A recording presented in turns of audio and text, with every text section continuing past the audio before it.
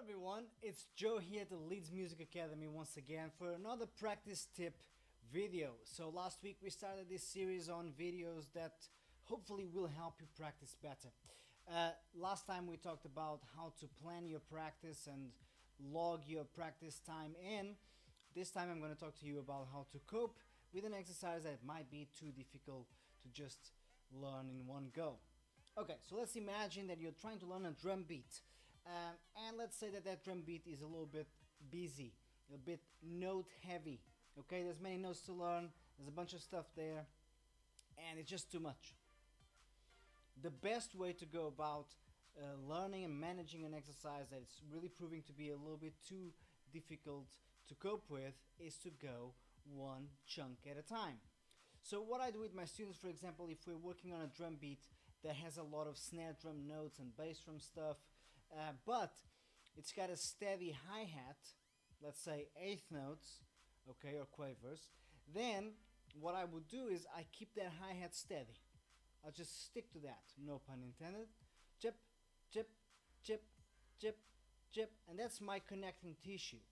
Then I play, say, the first three notes of that drum beat, okay? As soon as I'm done with those three notes, I just keep going with the hi-hats. Now, very important, do make sure that you count out loud. So it goes like this.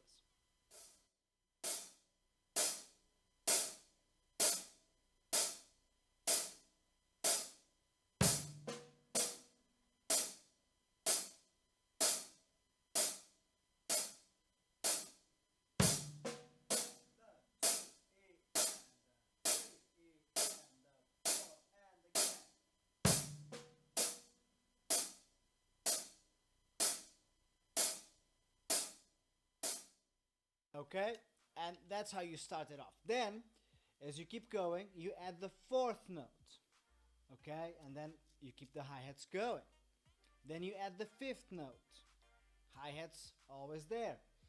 One note at a time, you will be able to, complete that exercise, so to speak, and at least your body will be able to play and execute the pattern. Now, it might be too slow for you to be able to even understand what you're playing. That's fine, that's part of the process. You'll have to give yourself time to then get accustomed to the sound of it, but at least you won't be spazzing your way through the exercise. So I hope that helps. Make sure you count out loud, make sure you keep those hi-hats nice and steady. Even better if you practice that with a metronome, okay?